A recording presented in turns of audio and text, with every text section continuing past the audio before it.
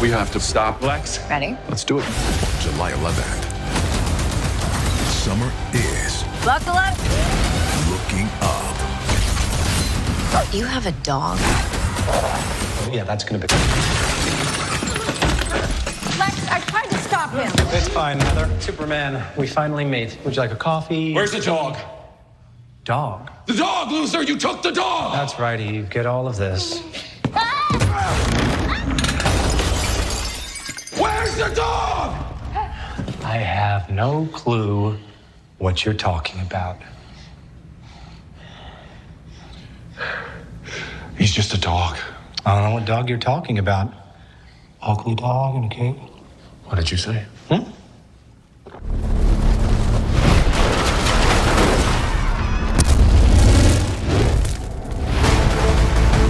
I was sent here to serve humanity and to help the world to be a better place.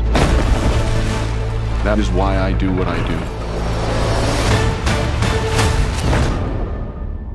I cherish it more than anything. Superman. The most powerful being on planet Earth has somehow become the focal point of the entire world's conversation.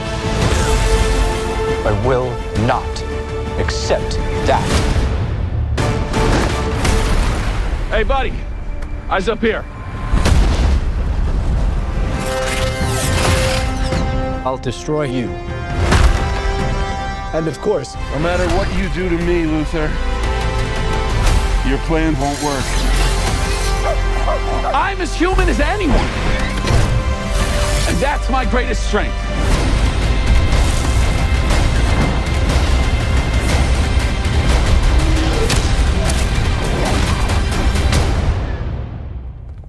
What is this? What the hey, dude? You destroyed the whole... Welcome back, everyone. It's Charlie. James Gunn and DC released a whole bunch more Superman footage and trailers, so we'll break it all down. There's a bunch of new scenes here and a bunch of references to a couple of the major fights during the movie. So if you're brand new to the channel, we're doing a giveaway for tickets. All you have to do to enter is just be a subscriber and post your favorite moments from the new footage on the video. Looking at this, you do have to appreciate how punchable they made Lex Luthor's face. Like, you just waiting for Superman to actually do something, but that's why he's Superman, because he doesn't punch Lex in the face. Their way around that issue during Superman and Lois on the TV show was to put Lex Luthor in the armor suit so Superman could punch him in the face. Maybe we'll see a live-action DCU version of that at some point. At the beginning here, the way they cut the footage, they make it seem like Superman is telling someone else, like Lois Lane or somebody else in general, because it's kind of ethereal voiceover, that they need to stop Lex.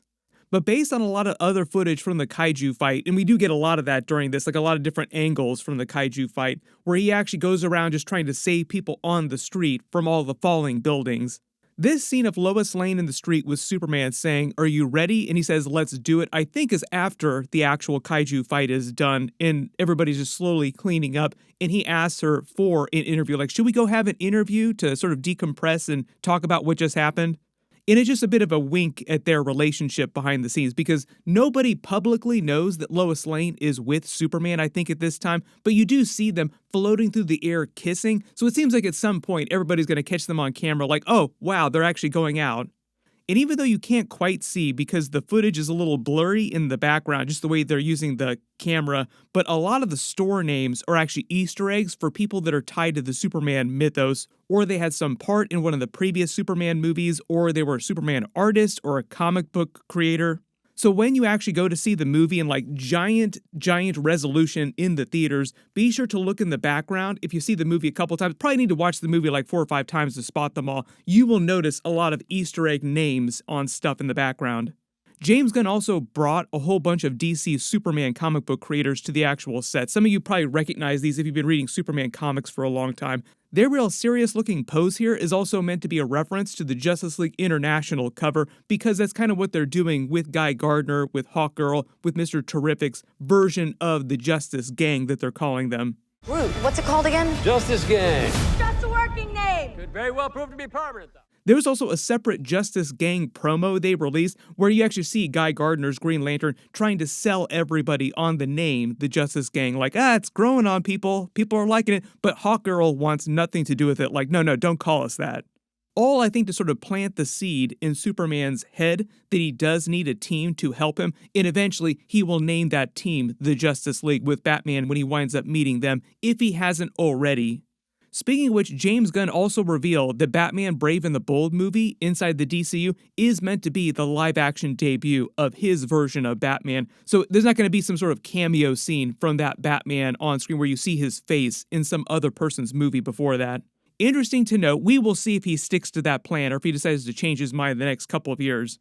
When Lois says buckle up and she has the Daily Planet people and they're flying off the rooftop here in Mr. Terrific's T-Sphere ship, this actually is connected to a completely different scene that they released online where you actually see Perry White tell the Daily Planet newsroom, all the people that you see inside the T-Sphere ship, that they're going to take off, and you see Jimmy Olsen in the ship with a lot of his news reporting gear, like his laptop that he's typing on, and he tells them, Perry White tells them, to continue publishing the story while they're working on this little adventure here. So what I think is actually going on is that Lois Lane actually gets the T-Sphere ship because Mr. Terrific helps her into that pocket dimension, and they help Superman while he's trapped in there for some reason, like maybe they help him escape or something like that.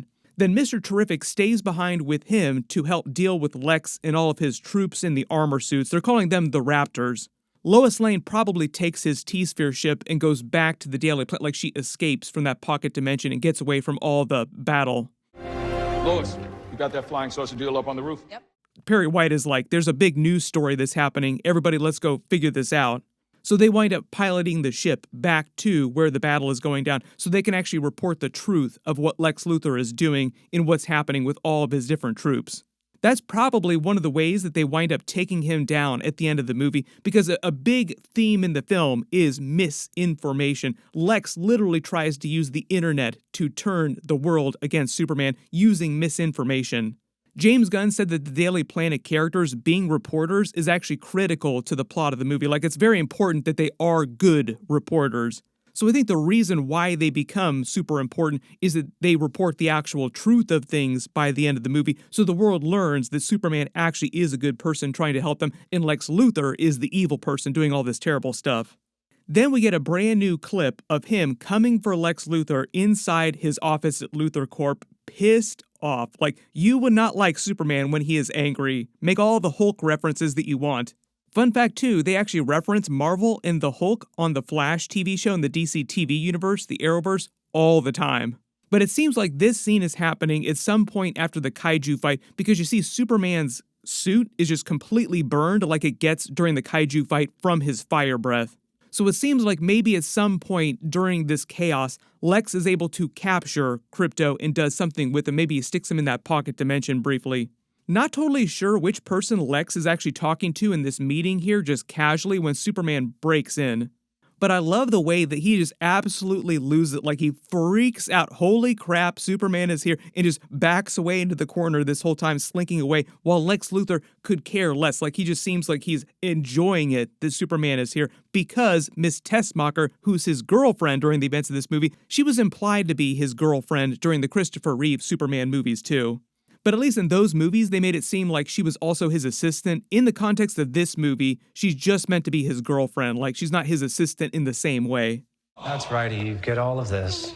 Notice he tells her to capture everything that Superman is doing on her social media. I think it's all part of his plan to sort of turn the world against him. Like, they'll use the clip to make it seem like Superman is a dangerous person coming to kill Lex, and Lex is a good person that everybody should love. Basically using social media against him, Mysterio, Spider-Man No Way Home style. Notice behind Lex's desk, I actually thought this might be kryptonite, but in context of the actual scene here, it just looks like a giant LED wall with a bunch of flowing water, like there's this loop of water flowing behind him. I think it's actually meant to be a reference to Gene Hackman's Lex Luthor in the original Superman movie, who had like that whole pool that they swam in his underground subway lair. One of the big twists at the end of that movie is that Lex Luthor puts a bunch of kryptonite around his neck and pushes him into the pool, and Miss Tessmacher literally has to pull him out to save him. When he says Superman, we finally meet. That's why I think this is happening a little bit earlier in the movie, like during the kaiju fight, and that happens earlier in the film. And Superman is pissed off because he's figured out that Lex has stolen or captured Krypto. And he's basically just telling him he's a little dog. Like, why are you trying to hurt a little dog? Lex probably captured him, is trying to experiment on him to find more weaknesses that he can use against Superman. I love the way that Superman calls him a loser, too. Like, loser, the dog. Where did you take the dog? Couple other Easter eggs here, too, that you probably noticed. His coffee mug says Space Lex on it, which I think is a SpaceX Elon Musk joke. There might be like a little bit of Elon Musk jokes baked into this version of Lex Luthor, but they mostly base this version of Lex on the Michael Rosenbaum version of Lex from Smallville. They even released a Full House edit of the trailer a little while ago on their official social media. I'm hoping they'll release a Smallville cut of the actual trailer. There have been fans that have done it. It looks fantastic, like very classic Smallville energy, just because the movie already kind of feels like it has a Smallville vibe to it. There have actually been a couple people who have seen the movie already, at least in part, and they're calling it Superman 2, Christopher Reeve's Superman 2 on steroids, or like a really, really big budget version of the animated Justice League show, the animated Superman TV show. So if you really like animated Superman, or you really like the Christopher Reeve Superman movies, you will be eating good. So you kind of get the vibe here, though, is that Lex is just baiting Superman to do something to hurt him. He wants him to hurt him so that he can use it against him. Like, that's all he needs so that he can show people, look what a dangerous person Superman is. You should fear him. Then there's a bunch more footage, especially from the other fights in the movie, where you can see Superman using some of his other powers, too. They start with more different angles of the footage from the kaiju fight, with him talking to Lois Lane and the other people about why his parents, Jor-El and Lara, sent him here. And they actually confirmed who's playing those characters. So they did confirm my theory that Bradley Cooper is playing the DCU James Gunn version of Jor-El. We're not looking at you funny. You got anger issues. Mature yourself! But it's another Guardians of the Galaxy actor, Angela Sarafian, who's playing Lara. So there are a lot of Guardians of the Galaxy actors showing up during the movie. They also revealed that some of the Kryptonian robots are played by some Easter egg characters too from Guardians of the Galaxy. So one of them is played by Pom Klementieff, the girl robot that we actually heard during that previous clip. And one of the other robots is played by Michael Rooker, revealing who he was. Like, we knew he was going to be in the movie, but we didn't know who he would be playing. Now we know he, along with Alan Tudyk, are all playing the different Kryptonian robots.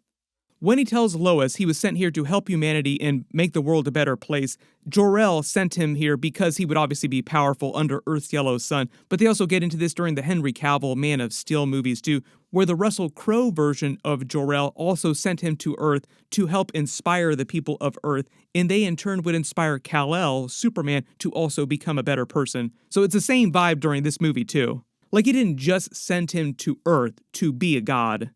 He uses a little bit of his freeze breath, like very, very low temperature, very light, to blow this regular dog out of the way of the kaiju's foot. Like, he saves the dog from being stomped on by the kaiju turned into jelly. In the background of this Daily Planet scene, where you actually see them watching the monitors when Superman's fights go down, you can actually see the grandsons of Siegel and Schuster, the original creators of Superman. They also filmed a lot of these Metropolis scenes in Cleveland, Ohio, which is meant to be the birthplace of Superman, or it's referred to as the birthplace of Superman, because that's where Siegel and Schuster were living when they actually created the Superman character in the comics. There are a lot of cameos from Superman-adjacent people, like Christopher Reeve's son plays a reporter during the movie. There's a little bit more fight from that Hammer of Baravia fight scene, which seems like it also happens at the very beginning of the movie. Like we said, we think that's just meant to be the Ultraman character, this evil clone of Superman that Lex has created in a different type of suit that's meant to be more of an Easter egg for the Nuclear Man from Superman 4: The Quest for Peace, who was also a clone of Superman created from Superman's DNA in a mixture of Lex's DNA during that movie. So there's a lot of Christopher Reeve Superman era of movies just baked into this, not just Superman 1 and Superman 2, but also Superman 4, The Quest for Peace. If you've not seen it in a while, I would recommend checking that out in the next couple weeks before this new Superman movie comes out, just for fun. My early theory, based on all the other footage of Ultraman, like James Gunn released this high-res picture of him just looking like he's got a ton of city miles on him, like Superman battle damage on him after their fights. When his mask comes off, you see his hair super long, he looks very animalistic. It seems like they might turn him into a version of Bizarro in this universe. We will see what winds up happening to him by the end of the movie. So it just feels like a very convenient way for them to do a version of Bizarro in this universe with a cool origin story, cool twist on Lex Luthor versus Superman. There are a couple other Easter eggs for this in the background, too. There's a character called Mr. Handsome that Lex Luthor creates. James Gunn said is like the ugliest person you've ever seen your entire life, but a lot of the production crew members, little kids who have actually seen him on set, are absolutely fascinated by him. So apparently little kids love Mr. Handsome, even though he looks just absolutely grotesque. But he's just another genetic experiment that Lex Luthor created in a petri dish, which I think is meant to be the way he sort of learned how to clone Superman eventually successfully. There's a little bit more fight of him against the engineer in the stadium where she actually has him dead to rights, but he uses laser vision and just unloads on her. It just seems like he almost blows her head off, but because of the way her nanites work, she's able to regenerate her head very quickly. But you notice how it wipes all the features off of her head, like that's how strong he is. For like a brief hot second, she has no face.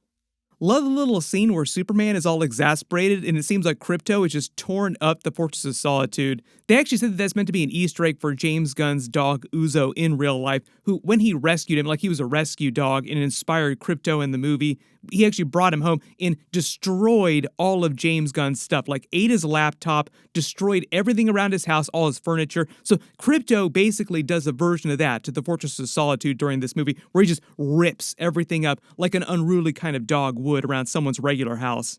Love the way Superman also talks to him too, like a person. What the hey, dude? What are you doing? Why are you breaking my stuff? My early guess is this scene comes right after the Kryptonian robots heal him using the sun, like that other early scene that we saw. One of the other big details that people have revealed who have seen early parts of the movie, like the very early footage, is that there is something of an opening crawl Star Wars style at the beginning of the movie that sort of sets the stage for the actual DCU universe in general.